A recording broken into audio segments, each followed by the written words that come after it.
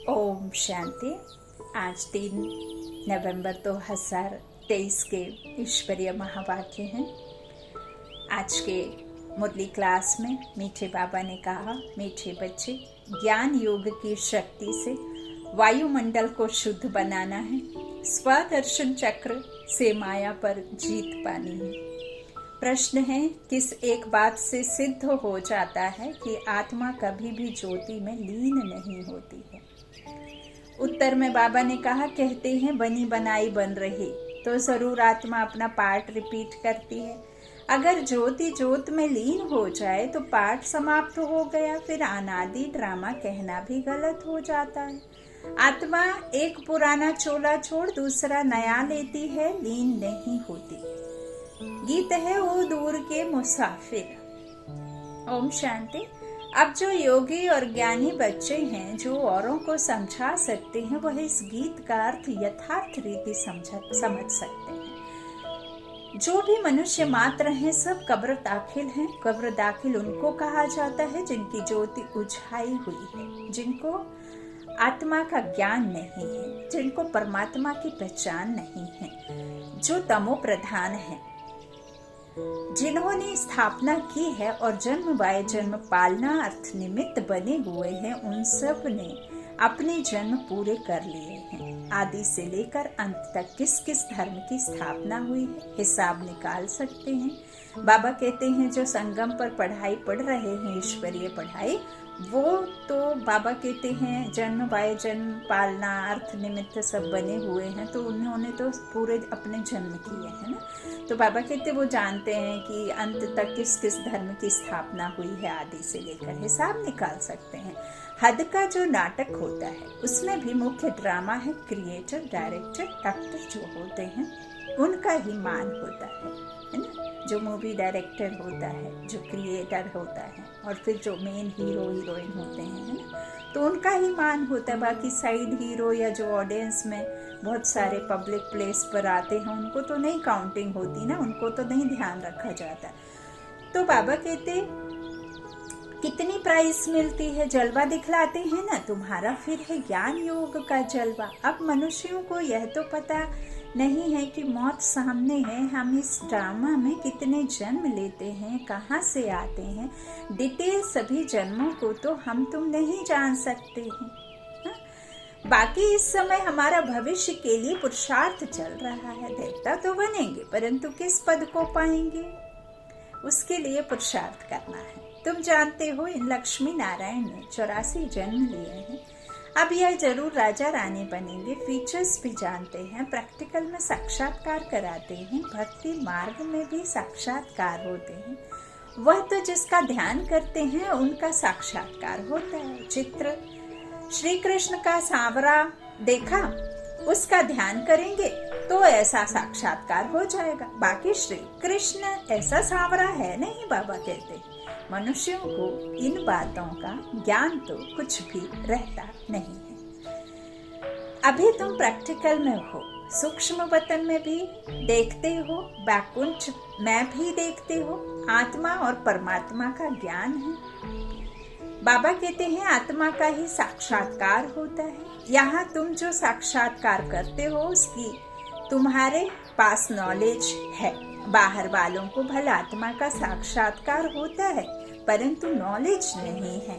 वह तो आत्मा सो परमात्मा कह देते हैं। आत्मा स्टार तो बरोबर है ही, यह तो बहुत दिखाई पड़ते हैं। जितने मनुष्य हैं उतनी आत्माएं हैं। बाबा कहते हैं, इस संसार में जो भी आप इन स्थूल नेत्रों से ये शरीर रूपी मनुष्यों को देखते हैं, तो इस दुनिया में जितने शरीर हैं उतनी ही आत्माएं निराकारी दुनिया में। बाबा कहते हैं वो दुनिया अलग है, वो वहां से आकर के शरीर को लेते हैं रंगमंच पर पाठ बजाने के लिए, है ना, तो वहां मुक्त अवस्था में है, लेकिन यहाँ फिर कर्म में आती हैं आत्माएं।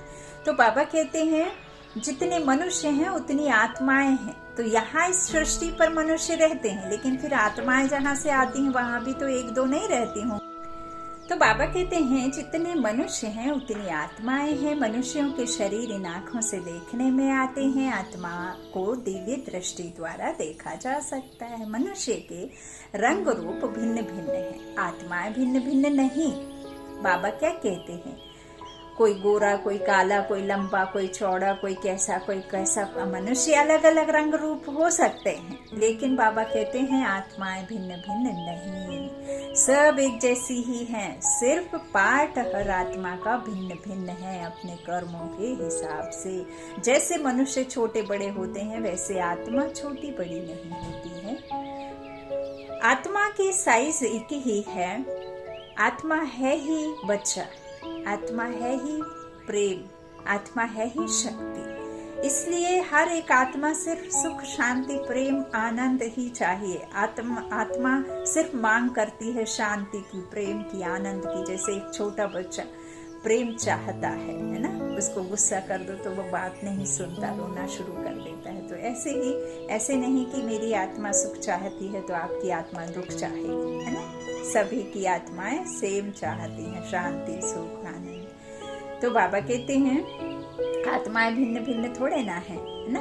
तो मनुष्य छोटे बड़े होते हैं वैसे आत्मा छोटी बड़ी नहीं होती है। आत्मा की साइज एक ही है।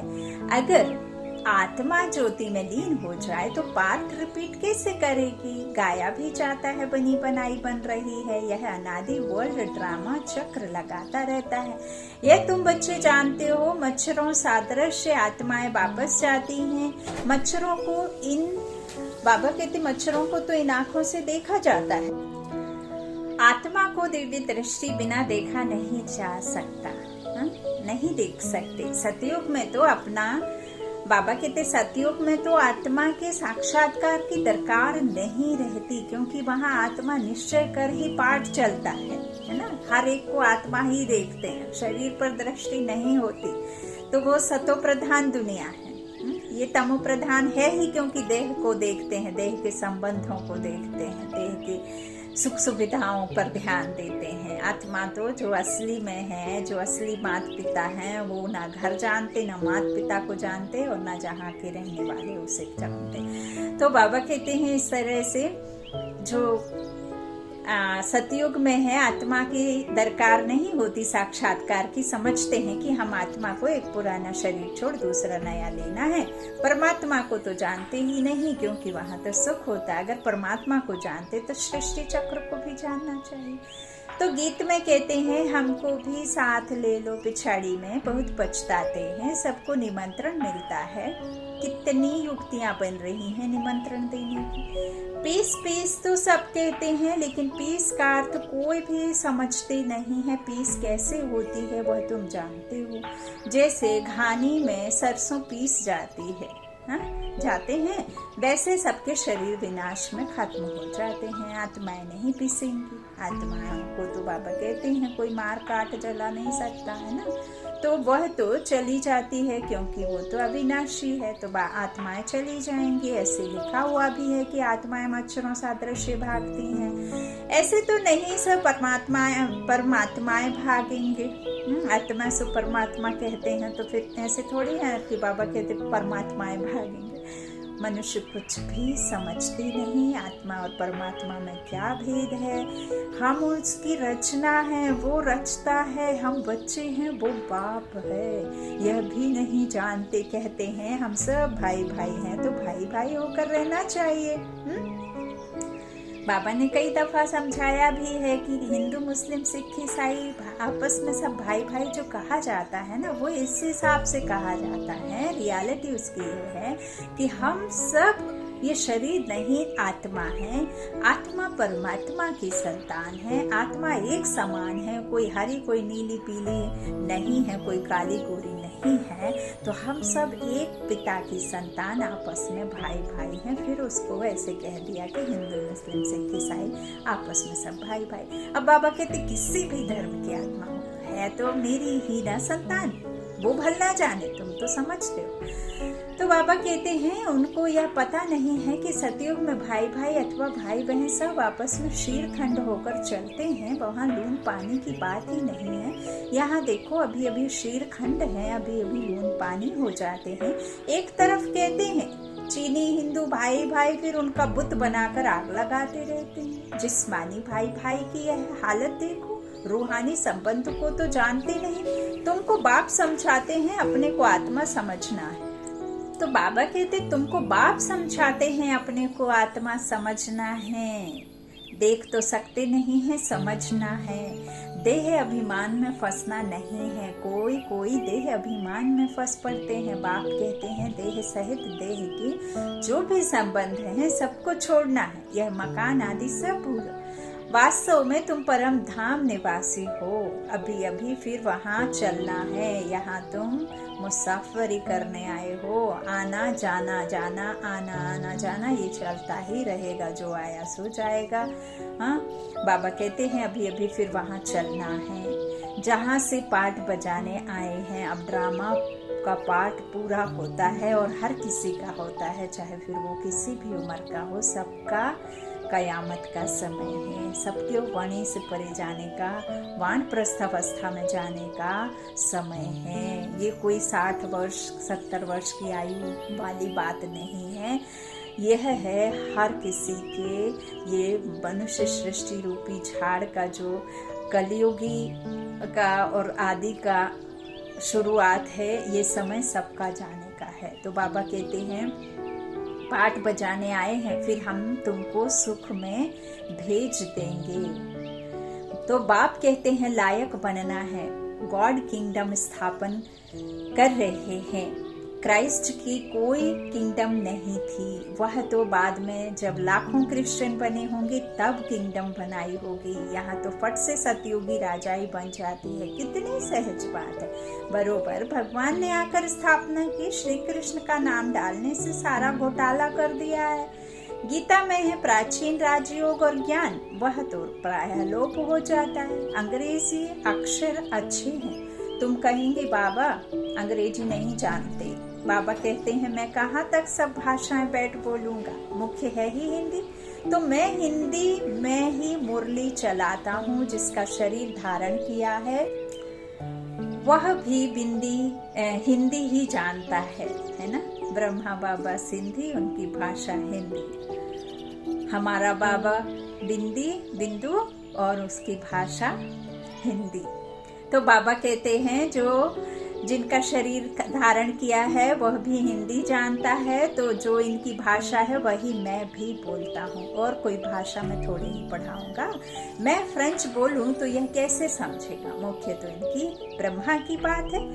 इनको तो पहले समझना है ना, दूसरे कोई का शरीर थोड़े ही लेंगे। किस गीत में भी कहते हैं मुझे ले चलो, क्योंकि बाप और बाप के घर का तो किसको भी पता नहीं है, गपोड़ा मारते रहते हैं। अनेक मनुष्यों की अनेक मतें हैं, इसलिए सूत मुंझा हुआ है। बाप देखो कैसे बैठे हुए हैं, बाबा ही आकर इस गठान को खोलते हैं और सुलझाते हैं इस सूत को जो मुंझा हुआ है। तो यह चरण किसके हैं? शिव बाबा के, वह तो हमारे हैं ना। बाबा कहते हैं मैंने लोन लिया है, शिव बाबा तो टेम्पररी यूज करते हैं, वैसे यह चरण तो मेरे हैं ना। शिव के मंदिर में चरण नहीं रखते हैं, निराकार अभोक्ता अशरीरी, जन्म मरण से न्यारा, उसका खुद का कोई शरीर नहीं, वहाँ किसी भी तरीके का चरण नहीं होते हैं। बाबा कहते हैं चरण श्री कृष्ण के रखते हैं। शिव तो है ऊंचते ऊंच, तो उनके चरण कहाँ से आए? हाँ, शिव बाबा ने उधार लिया है, चरण तो ब्रह्मा के ही हैं। बाबा कहते मेरी हार नहीं होती जो मुझे फूलों की जरूरत हो जीत के लिए। तो मेरा कोई शरीर नहीं है जो मुझे कपड़े, मेरा कोई मुख नहीं है जो मैं कोई स्वीट मिठाई फल फ्रूट खाता रहूं, है ना। तो बाबा कहते हैं मंदिरों में बैल दिखाया है, बैल पर सवारी कैसे होगी, बैल पर शिव बाबा कैसे चढ़ेंगे? सालिग्राम आत्मा सवारी करती है मनुष्य के तन पर। बाबा कह रहे आत्मा सवारी करती है मनुष्य के तन पर, उसे सालिग्राम कहा। हाँ, शिव बाबा के बच्चे बाप कहते हैं मैं जो तुमको ज्ञान सुनाता हूँ वह प्रायः लोप हो गया है, यहाँ ही सुनाऊंगा, यहाँ ही सुनाया था। आटे में नमक मिसल रह गया है, उसको कोई भी समझ नहीं सकते, मैं ही आकर उसका सार समझाता हूँ। मैंने ही श्रीमत देकर सृष्टि चक्र का राज समझाया था, उन्होंने फिर देवताओं को स्वदर्शन चक्र दिया है। तो बाबा कहते हैं उनके पास थोड़े ना ज्ञान है, कृष्ण के पास तो ज्ञान नहीं है, देवी देवताओं के पास तो ज्ञान नहीं है, मैं ही आकर उसका सार समझाता हूँ। मैंने ही श्रीमत देकर सृष्टि चक्र का राज समझाया था, उन्होंने फिर किसके ऊपर रख दिया, स्वदर्शन चक्र दिखा दिया, देवताओं के ऊपर। बाबा कहते हैं उनके पास तो ज्ञान है नहीं। यह है सारी ज्ञान की बात। आत्मा को सृष्टि चक्र की नॉलेज मिलती है जिससे माया का सिर काटा जाता है। उन्होंने फिर स्वदर्शन चक्र असुरों के पिछाड़ी फेंकते हुए दिखाया है। इस स्वदर्शन चक्र से तुम माया पर जीत पाते हो। किसी के गला काटने के, तलवार से किसी का खून बहाने की बात नहीं कहा कि बात कहाँ ले गए हैं। तुम्हारे में भी कोई विरले यह बातें धारण कर और समझा सकते हैं। नॉलेज है ऊंची, उसमें समय लगता है, पिछाड़ी में तुम्हारे में ज्ञान और योग की शक्ति रहती है। यह ड्रामा में नूंद है। उन्हों की बुद्धि भी नर्म होती जाती है। तुम वायुमंडल को शुद्ध करते हो। बाबा कहते भी हैं कि तुम अपने मन का मैल मुझे दे दो तो मैं तुम्हारा मन को निर्मल बना दूंगा। कितना यह गुप्त ज्ञान है, लिखा हुआ है। अजामिल जैसे पापियों का उद्धार किया, परंतु उसका अर्थ भी समझते नहीं। वह समझते हैं कि ज्योत ज्योत में समा गया, सागर में लीन हो गया। 5 पांडव हिमालय में गल गए, प्रलय हो गई। एक तरफ दिखाते हैं वह राजयोग सीखे, फिर प्रलय दिखा दी है, और फिर दिखाते हैं कि श्री कृष्ण अंगूठा चूसता हुआ पीपल के पत्ते पर आया। उसका भी अर्थ नहीं समझते। वह तो गर्भ महल में था, अंगूठा तो बच्चे चूसते हैं। कहाँ की बात कहाँ लगा दी है। मनुष्य तो जो सुनते वह सत्य सत्य कहते रहते। सतयुग को कोई जानते नहीं। झूठ उनको कहा जाता है जो चीज होती ही नहीं। जैसे कहते हैं परमात्मा का नाम रूप है ही नहीं, परंतु उनकी तो पूजा करते रहते हैं। तो परमात्मा है अति सूक्ष्म, उन जैसी सूक्ष्म चीज कोई है नहीं, एकदम बिंदी है। बाबा कहते भी हैं कि मेरी पूजा नहीं, तुम अपने मन की मैल मेरे द्वारा धोने से तुम देवी देवता बनते हो, फिर तुम पूज्य बन जाते हो। बाबा कहते हैं उन जैसी सूक्ष्म चीज कोई है नहीं, एकदम बिंदी है। सूक्ष्म होने कारण ही कोई जानते नहीं। भला आकाश को भी सूक्ष्म कहा जाता है, परंतु वह तो पोलार है। 5 तत्व हैं, 5 तत्वों के शरीर में आकार प्रवेश करते हैं। हाँ, करते हैं कि नहीं, आकर करते हैं ना प्रवेश। 5 तत्वों के इस शरीर में आत्मा आकर के प्रवेश करती है। वह कितनी सूक्ष्म चीज है, एकदम बिंदी है। स्टार कितना छोटा है, यहाँ परमात्मा स्टार बाजू में आकर बैठे तब तो बोल सके। ब्रह्मा के बाजू में आकर भक्ति की कुटिया में कितनी सूक्ष्म बातें हैं। मोटी बुद्धि वाले तो जरा भी समझ ना सके। बाप कितनी अच्छी अच्छी बातें समझाते हैं। ड्रामा अनुसार जो कल्प पहले पाठ बजाया है वही बजाते हैं, बच्चे समझते हैं। बाबा रोज आकर नई नई बातें सुनाते हैं, तो नया ज्ञान होगा ना। तो रोज पढ़ना पड़े। रोज कोई नहीं आते हैं तो फ्रेंड के पास जाकर पूछते हैं कि आज क्लास में क्या हुआ। यहाँ तो कोई पढ़ना ही छोड़ देते हैं, बस कह देते हैं अविनाशी ज्ञान रत्नों का वर्षा नहीं चाहिए। अरे पढ़ना छोड़ा तो तुम्हारा क्या हाल होगा। बाप से वर्षा क्या लेंगे। कई यही सोच करके छोड़ देते हैं कि अरे जो होगा सो देखा जाएगा, जो कल्प पहले हुआ सो हो जाएगा, अभी तो हम अपने सुख भोग लें, फिर देखी जाएगी जब हमारे सजा का टाइम आ जाएगा। हाँ, तो ऐसे बाबा कहते बस तकदीर में नहीं है। यहाँ स्थूल मिल्कियत की तो कोई बात नहीं है। ज्ञान का खजाना बाप से मिलता है। वह मिल्कियत आदि तो सब कुछ विनाश होना है, उसका नशा कोई रख ना सके। आप चाहे किसी भी तरह की पढ़ाई स्थूल में लौकिक में पढ़ लें तो वो सिर्फ अल्पकाल का ही है ना। बाबा ही देते हैं जो अविनाशी है। तो बाबा कहते हैं बाप से ही वर्षा मिलना है, तुम्हारे पास भल करोड़ों की मिल्कियत है। बाबा कहते हैं विनाश सबका होना है, लेकिन बाबा कहते हैं उसका नशा कोई रख ना सके। बाप से ही वर्षा मिलना है, तुम्हारे पास भल करोड़ों की मिल्कियत है, वह भी मिट्टी में मिल जानी है। इस समय की ही सारी बात है, यह भी लिखा हुआ है, किसकी दबी रहेगी धूल में, किसकी जलाए आग। इस समय की बातें पिछाड़ी में चली जाती हैं। विनाश तो अभी होना है, विनाश के बाद फिर है स्थापना। अभी वह स्थापना कर रहे हैं, वह है अपनी राजधानी। तुम दूसरों के लिए नहीं करते हो, जो कुछ करेंगे वह अपने लिए। जो श्रीमत पर चलेगा वह मालिक बनेगा। तुम तो नए विश्व में, नए भारत के मालिक बनते हो। नई विश्व अर्थात सतयुग में तुम मालिक थे, अभी यह पुराना युग है। फिर तुमको पुरुषार्थ कराया जाता है नई दुनिया के लिए। कितनी अच्छी अच्छी बातें समझने की हैं। आत्मा और परमात्मा का ज्ञान, सेल्फ रियलाइजेशन। जब आपने ये रियलाइज कर लिया कि मैं आत्मा मेरे ही द्वारा किए विकर्मों से दुखी हुई हूँ, और मैं ना समझ बन गई क्योंकि मुझे आत्मा का नॉलेज नहीं था, मैं खुद के विषय में नहीं जानती थी। अब मैं जान गई हूँ, है ना। तो सब अज्ञान वाली बातें भूल सेल्फ रियलाइजेशन करते हैं। तो सेल्फ का फादर कौन है? बाप कहते हैं मैं आता हूँ तुम आत्माओं को सिखलाने। अब फादर को रियलाइज किया है। फादर द्वारा बाप समझाते हैं, तुम हमारे सिकीलेधे बच्चे हो, कल्प के बाद फिर से आकर मिले हो वर्षा लेने के लिए, तो पुरुषार्थ करना चाहिए ना, नहीं तो बहुत पछताना होगा, बहुत सजा खानी पड़ेगी। जो बच्चे बनकर और फिर कुकर्म करते हैं उनकी तो बात मत पूछो। ड्रामा में देखो बाबा का कितना पार्ट है, सब कुछ दे दिया। बाबा फिर कहते हैं भविष्य 21 जन्मों के लिए रिटर्न दूंगा।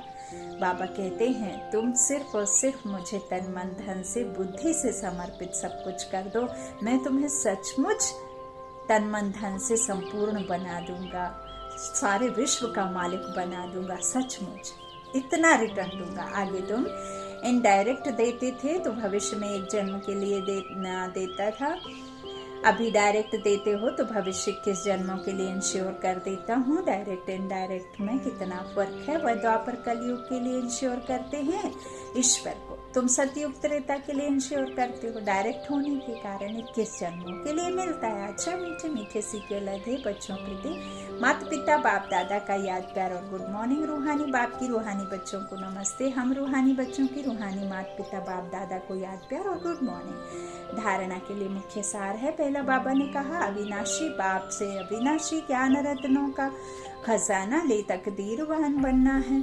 ज्ञान, नया ज्ञान, नई पढ़ाई रोज पढ़नी है। वायुमंडल को शुद्ध बनाने की सेवा करनी है। दूसरा, भविष्य 21 जन्मों के लिए अपना सब कुछ इंश्योर कर देना है। बाप का बनने के बाद कोई भी कुकर्म नहीं करना है। वरदान है स्व उन्नति का यथार्थ चश्मा पहन। एग्जाम्पल बनने वाले अलबेलेपन से मुक्त भव। जो बच्चे स्वयं को सिर्फ विशाल दिमाग की नज़र से चेक करते हैं उनका चश्मा अलबेलेपन का होता है। उन्हें यही दिखाई देता है कि जितना भी किया है उतना बहुत किया है, मैं इन आत्माओं से अच्छा हूँ। थोड़ी बहुत कमी तो नामी ग्रामी में भी है, लेकिन जो सच्ची दिल से स्वयं को चेक करते हैं उनका चश्मा यथार्थ स्व उन्नति का होने के कारण सिर्फ बाप और स्वयं को ही देखते हैं। दूसरा तीसरा क्या करता यह नहीं देखते। मुझे बदलना है या बस इसी धुन में रहते हैं। वह दूसरों के लिए एग्जाम्पल बन जाते हैं। स्लोगन है हदों को सर्ववंश सहित समाप्त कर दो तो बेहद की बादशाही का नशा रहेगा। हदों को सर्ववंश सहित समाप्त कर दो तो बेहद की बादशाही का नशा रहेगा। अच्छा, ओम शांति। शुक्रिया शुक्रिया।